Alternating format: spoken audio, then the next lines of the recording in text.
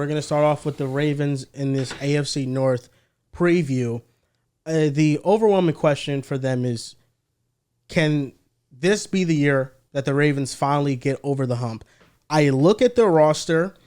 I know they lost a couple things, but I still feel the same way about them.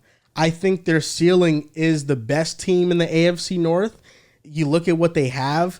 Lamar Jackson had the most passing yards he's ever had in his career on his highest completion percentage. Zay Flowers, 862 yards as a rookie. Put up 116 or 118 yards against Trent McDuffie and L'Jarius Sneed in the divisional round. And he really, I think, is poised for a year two breakout. The offense, they got the weapons. The offensive line is a little bit of a question, but their defense, even though they lost Patrick Queen and Mike McDonald, the real reason why they became a top 5 unit was because of Roquan Smith. And Roquan Smith is still there. So I think their defense is still going to be elite. I think because the Ravens lost in the playoffs, we kind of overemphasize that they lost, but not the fact that it was really close. It was a L'Jarius Sneed knocked out fumble on Zay Flowers away from really being in the palms of the Ravens with how the momentum of that game was going. And if they made the AFC Championship game, they could have very well went to Super Bowl, and we saw them dominate San Francisco earlier in the season as well. Yeah, I think the Ravens ceiling is a 13-4 team.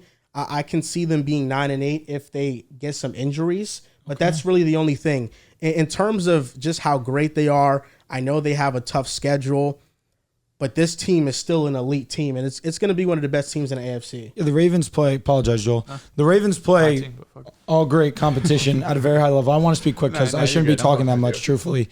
The Ravens play all high-end talent, the best of their ability, and obviously 9 out of 10 times they come away with the W unless they're playing Kansas City in the playoffs, which is understandable. Kansas City goes up against all these guys, and they just know how to handle business come playoff time. But with the subtractions on the offensive line, you do lose Patrick Queen, you do lose McDonald to Seattle. There are definitely going to be some hits coming into this season, but you still do have a great group of talent, whether it is on the offense. You mentioned that you believe Zay Flowers is going to have a breakout. Now you get Mark Andrews back, hopefully for a full season. The two of them should be a great duo together. And they keep saying Rashad Bateman, he's poised for a breakout. I need to see it to believe it. I just been burned with Rashad a few too many times. But when he's on the field, he's a good ball player. Defensively, I don't expect much to be different. I know McDonald was a genius, and yeah, they'll probably take a dip in that regard. But I mean, this is still one of the most talented groups in all of football. To me, this is still my favorite to win the North. And yes, the ceiling is a championship, but I do fear if it wasn't last year, when is it going to be? That's the truth. The regular season and the floor for Baltimore is so easy to predict. When Lamar's healthy, he wins 75% of his games. This team is basically a shoo-in to win double-digit games every single season. And I think a floor for them of 10 or 11 wins is very safe, but the question is their ceiling. And ceiling means what are you going to do in the playoffs? I would love for them to have more 2 tight end sets. I think Isaiah Likely is their 3rd best receiving option. You have Mark Andrews, Zay Flowers, but I like Isaiah Likely more than Rashad Bateman and whoever else is on that wide receiver list. They lost Odell. Who is their starting wide receiver 3? They got Zay, they got Bateman. Who are they starting at their 3? Is it Tyron Wallace? Is it Nelson Aguilar or is he not? They did sign Nelson Aguilar. Okay, so even still, I like Isaiah Likely a lot, but we only really see him utilized when Mark Andrews does get hurt. It feels good that you have a backup tight end that's so great that you could put him in and replicate, like 80% of what Mark Andrews can do. And of course, you added Derrick Henry, who's going to be probably the most talented running back Lamar has ever had in the backfield with him. But the truth about the Ravens is if we want them to get to the ceiling of winning a Super Bowl, I still think they're lacking talent on the outside. When you look at basically every other team except the Kansas City Chiefs, the 49ers have elite separators. The Bengals have elite separators. All of these teams that have gone on deep playoff runs, even the Houston Texans last year, when you look at their 2 wide receivers, now they add Stephon Diggs. You still have Dalton Schultz there. All of these teams have dudes that could separate one-on-one. outside of Zay Flowers, there's not a lot of dudes that you think week in and week out can go toe-to-toe with top cornerbacks and are able to get separation. Lamar's fantastic. He's a top 5 quarterback to me, 2-time MVP. I think the whole he struggles in the playoffs narrative is a bit overblown. I thought he was fantastic against Houston, and even that game against the Chiefs, he had some throws he wanted back, but I don't think he was the reason they lost that game. But if we want that ceiling to be there, if we want that Super Bowl to be there for the Ravens, I still feel like they need some more help on the outside. I think the defense we saw last season was arguably the best defense they've had in Lamar's era. The offensive line was strong. The run game, everything was, like Drew mentioned, if it was going to be any year, it felt like last year was going to be the year. But then you got up into that game against Kansas City. It was a pretty ugly game, but I thought Kansas City did a great job, especially on the boundaries. When you talk about their corners, Jarius Sneed and Trent McDuffie, it just made things really difficult for Baltimore to really get any sort of separation on the outside. So for me, their floor is very safe. As a 10, probably even their floor you can argue is like an 11-win team. And in the regular season, yes, they could win 13, 14 games and be the number 1 seed.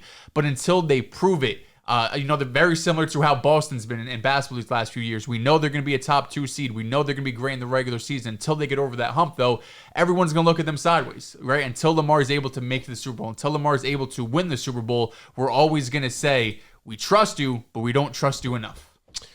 When Lamar is healthy, this has been the best team in the AFC North for 3 years straight. When he is healthy, up until when he gets hurt, then unfortunately, other teams make a run. But when Lamar is healthy, he's out there playing. The Ravens in the regular season will win games. They pretty much last year dominated the NFC. Any opponent you put in front of them, they completely blitzed, whether it was the Niners, whether it was Seattle, and other teams. They destroyed the NFC, and then in the AFC, they won their game. So I think losing your defensive coordinator is tough, but nobody's talking about enough how Derrick Henry completely changes this offense. He gives you I think Derrick Henry still has it. I don't think he's washed. I don't think he's declined insanely amount. I just think Tennessee wasn't the best situation. Going into Baltimore now, you now have probably the 2 best runners in football in Lamar Jackson and Derrick Henry. I do believe in the talent of Zay Flowers. I do like Isaiah Likely. They don't have a number 3 guy that's consistent, but you have 2 tight ends. I think Mark Andrews is one of the best in the game. I think Likely can ascend into a really good tight end. You do have Zay Flowers, and then you have Lamar, who's still a weapon with his feet, with his arm, and then you have Derrick Henry. You have that type of offense. It's really going to be hard to game plan and scheme for that. I know they lost to the Chiefs, and the Chiefs defense kind of makes offenses look a bit worse than what they actually are. But this team before that Chiefs game was walking through the AFC, completely dominating every team they played. And they didn't lose an insane amount for where we should drop off completely from them.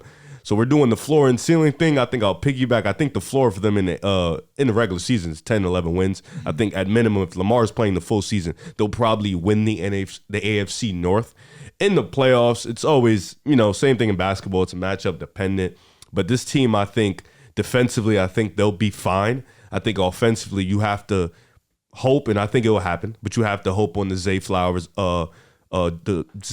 breakout, the Isaiah Likely jump, Derrick Henry still being as good as he is, Lamar Jackson consistently improving like he does every year. And then, you figure it out from there. But I think this Baltimore Ravens team is still really talented. I think they're still one of the 3 best teams in the AFC. And I think this team can definitely win a championship. It's just about internally improving those young guys on offense, being a bit more, I don't want to say balanced, but just a bit more trigger happy, and having Zay Flowers break out into that top-notch receiver. I'll say just one thing about the Derrick Henry edition.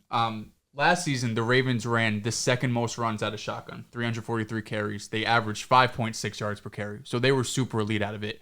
I still think Derrick Henry, his running style is best from under center. When he could get, ahead of steam, and also just running out of center or running under center versus running out of shotgun. There's just way more runs you can do out of center because you have just different options to go to. When you're running out of shotgun, there's only so many ways you could go because you're already starting kind of like midfield next to the quarterback. It's hard to get to the quarterback and run the opposite way. So Derrick Henry edition, it fits wise in terms of like a talent perspective, but I think this was very similar to obviously different players, but when DeMarco Murray ended up leaving Dallas and he went to Tennessee, a reason why he didn't succeed is because they ran so much out of shotgun. The Eagles. My apologies. Yes, he had a bounce back in Tennessee. Yes, he bounced back in Tennessee. My apologies. But yes, because that was Chip Kelly's offense, I believe. A lot of it was shotgun. Derrick Henry is super, super efficient. He's one of the best running backs of this generation, but I still think he's best served with an under center style of run game. Zay Flowers, to me, I'm a big fan of him. He was my number one rookie wide receiver heading into the last year's draft class. 45% of his yards came after the catch. He is an explosive, big play threat. He had an 85% success rate against zone, which is particularly important when Lamar Jackson is your quarterback because the Ravens see zone all the time because if you play man, you're turning your back to Lamar Jackson, and now you give him lanes to run the football. Derrick Henry, it's going to be a huge addition, and you can't understate that enough. I think the Ravens did a great job at leaning into their identity. This wide receiver core is not groundbreaking, but Zay Flowers showed against the Chiefs that he can be a big-time player against big-time corners. And Mark Andrews is always going to be a mismatch against other linebackers or smaller corners. I think they have enough there. Boosting up their run game with Derrick Henry, I think gives them a different thing they can go to when other things aren't working. Against KC, you can argue the biggest argument as to why they lost was because they didn't run the ball enough. The Chiefs weren't a great run defense, and they did overcommit to the Ravens' run game in that game, and that's why you had big plays down the field. But I think they have the receivers that can make you pay. Zay Flowers, like this, he's one of the league's best route runners already. He can make you play if you're playing up on him and you're playing him physical. He can get past you. He has that type of big play speed. So I think Derrick Henry is huge, and this team, they're going to be very tough to stop. They have a very tough schedule, but I look at the opponents. We know the division opponents, the Bengals, Browns, Steelers. Those are always tough games. Oh yeah. They face the Chiefs, the Cowboys, the Bills, the Eagles, and the Texans. Oh, we back. They honestly can beat every single team there outside of Kansas City. They can, but they can also lose. Outside of the Cowboys, I think they can lose to the Chiefs, Bills, Eagles, and Texans. They can also lose those games. Lamar has never beat Josh Allen yet. Yo, fair. I think the Bills definitely is a game that I have circled too. That could be a loss. Eagles, got to see how the defense looks. Though they did get better. Where's that game at?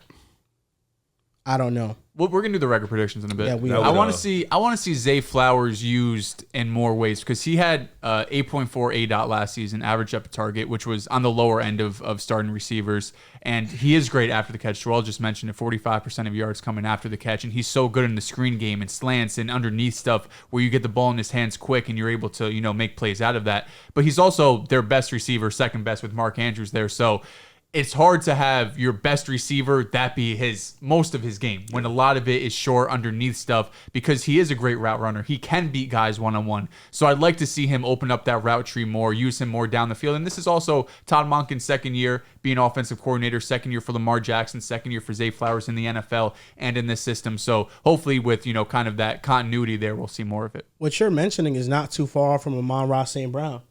That's how he makes his living. Mm-hmm. He's going to get a big play. So will Zay Flowers. But Amon-Ra, that's where he does all his damage in the intermediate areas of the field. I think what will define the Ravens season is the first 5 games of their season and the last 6 games. I don't know whether or not these games are at home or on the road. I would have to double check that. But the first 4 of their 5 games, Chiefs, Cowboys, Bills, and Bengals. God damn. That's a very tough start. Chiefs, Cowboys. That's the start. Chiefs, Cowboys, Bills, and Bengals. They'll get tested early. That's their first 4 games. Their 5th game, I think, is against the Giants. Oh, no, it's not against the Giants. It's against another team that they're better than, though. The last 6 games are against the Chargers, Eagles, Giants, Steelers, Texans, and Browns. Chargers shouldn't be a hard game for them. I think the Chargers with Jim Harbaugh, we don't know what they're going to be yet. It's going to be a mucky game. And I will say this. The Giants have upset potential every week. Because I think the Giants have a Baltimore defense against that can the match NFC, up. bro. Who's the only team that Lamar Jackson has lost to in the NFC? It's the Giants. Yeah, it's the That Giants. interception was nasty. No, and listen, I think with the Ravens, every single week, if they're going up against a great defensive line, that's a concern. Mm-hmm. Ronnie Stanley allowed 39 pressures last season. He played in 13 games, so 3 pressures a game he let up on average. Their starting left guard is Andrew Voorhees, a 2023 7th-round pick. God bless. He only has combine measurements to his name. He has no snap counts. He has not played a snap. God bless him, man. Tyler Linderbaum, 3rd-ranked center, elite, one of the best centers in the league. Ben Cleveland started 2 out of 16 games in 2023, is just a reserve guard. And Roger Rosengarten, a 2024 second-round pick, he was just drafted. So their guard spot is in a rough spot, and their right tackle spot, if this rookie, if Rosengarten isn't good immediately, could also be a tough spot. Yeah. Linderbaum was such a come-up for them. But I'm not too concerned about this offensive line for the idea that you have Lamar Jackson. He's going to use his mobility. He's going to use his ability to get outside the pocket. And we always say it's a luxury to have a mobile quarterback because it doesn't make having an offensive line such a huge need. But you always would want one. And I do kind of feel for Derrick Henry where he leaves Tennessee. He's already in a better offensive line than he had in Tennessee with the Ravens, but it's not as good as it was last year, but it still should be fine. I'm not thinking too much of the subtractions because Lamar Jackson is just so elusive and he's just a big play waiting to happen. If you're giving pressure on Lamar Jackson and now you're forcing him to get outside the pocket, honestly, if I'm a Raven, if I'm the Ravens, I'm happy with that because I'm pretty positive it'll be a positive play. Yeah, you worry when you have a talent issue on the offensive line and then you have a continuity issue on the offensive line because that's a unit. That's probably the biggest group of all position groups in the NFL where you need the continuity. You need to have, thankfully they have the center who's calling out the protection, so you have a guy solidified there, and Ronnie Stanley's been there for some years, but those 3 other players, I was surprised they even passed up on offensive line in the first round, even though Nate Wiggins was a really good a steal for where he was drafted, but just, getting more offensive linemen, getting more depth there, because outside of that second round pick, maybe they took someone else on day 3, offensive line wise, but I don't know off the top of my head. But I know what you're saying, Drew. When you have Lamar Jackson, you have that luxury of, if our offensive line isn't great, he can make things work. It's different when you have Jared Goff back there, for example. Like, that's where you see the 90-day difference between him in Los Angeles that last year compared to going to Detroit. And now he's like a top 12, 13 quarterback. They didn't select an offensive lineman until the 7th round. Yeah. Center Nick Samick from Michigan State. So, I mean, you're banking a lot on some development from that 2023 7th round pick and your 2024 second round pick. And you have to hope Ronnie Stanley could get back to, a couple years ago. And this is a unit that in 2023, it finished 10th in pass blocking efficiency. Ooh. No, they were and awesome. 28th in pressure, so they didn't allow many pressures. And Morgan Moses was great for them. You want to know who was number 1 in pass blocking efficiency? Who? The Miami Dolphins. Nice. Fun fact. Love that. Yeah. That's Name why 2 the offensive linemen. I wish you were I here should for have that, said 3. I know, that was funny. Should have said 3. He We had named him. it so fast. That idiot said Corey Brewer. He said Aaron Brewer. No, that's his name. But He said Corey. Corey He Brewer, did the say basketball Corey Brewer. player. All right, do we have this Ravens schedule? Let's knock out the We prediction. do. We can knock it out. So, predicting the Ravens 2024 schedule. I'll keep Mr. track. Dell's here, the Lamar Jackson fan, Yes, sir. is going to predict it. Ravens at Chiefs week 1. At KC, that's a hard game. That's an L. 0-1. 0-1. Don't worry, I got you. My bad.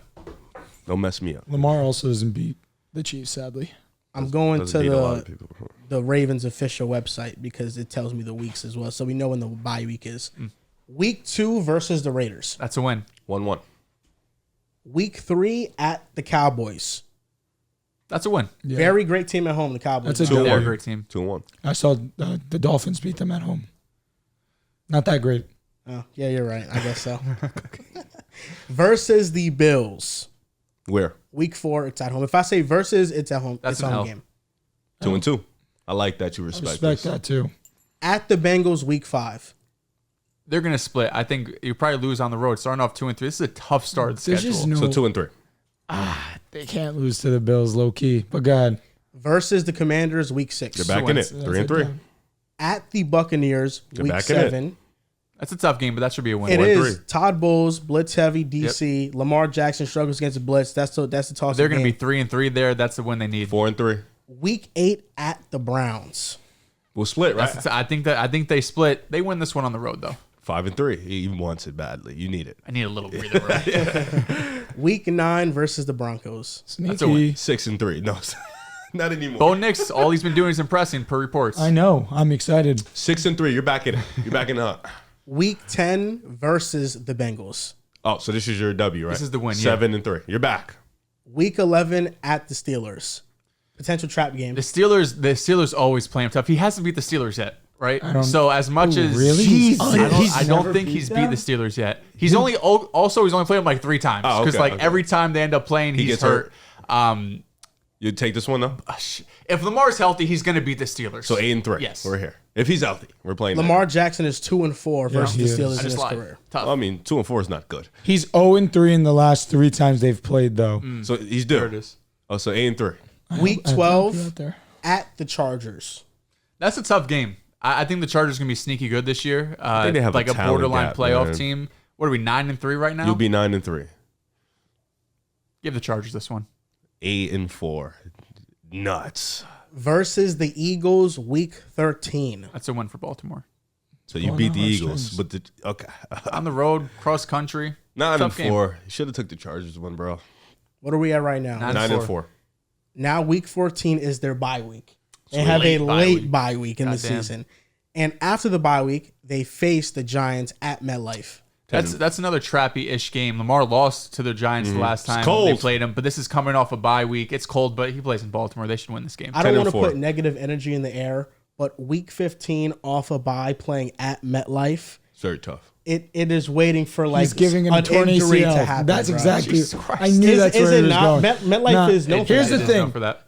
I wasn't gonna say it. I wasn't You thinking kept it. that in your brain. But him saying, "I don't want to put negative energy in the air." I knew where he was going. Yeah. Oh, we have to be honest about That MetLife turf is dog shit. You're at 10-4 right now, buddy. Because you're playing 13. Think about it. You're playing 13 straight weeks if you're Baltimore. You have a bye week, and then you're going to MetLife on that turf. I don't know. I hope nothing happens. Who's starting in that game? Is it Drew Lock or Daniel Jones? Drew Lock? If you guys are casuals, Drew Lock. Daniel Jones is back this year. Yeah. It's gonna be awesome. From what? What they were talking about. From a huh? torn Where ACL? was he? Where was he? No, back from injury, sure, but Okay. like, is he like back in like any form of like being good? I don't know. I He don't know is. about that. Top 20. He can get there. He can get there. He do better than Baker next year. That's the one that's attainable, but I don't know. So, Dels, you have the He's at Ravens 10-4. beating the Giants. Yes. Okay. Versus the Steelers, week 16. You know what? They're sweeping Pittsburgh. 11-4. At the Texans, week 17. That's a tough game. This is a playoff preview. No, this is an L. But they lost a tough game on the road against the Chargers in the Dome. Now they're going to win a tough road game in a Dome as well. They're going to beat Houston. You have them losing to the Chargers. He does. That's interesting. And last game of the season, week 18 versus the Browns. Ooh, I don't remember the first time. You had split. the Ravens Okay, winning. so that's a L. So 12-5. That's L. 12-5. I like Sitting that. at 12-5. I think that's where they're somewhere like floor feels like 10-11 wins, ceiling feels like 13-14.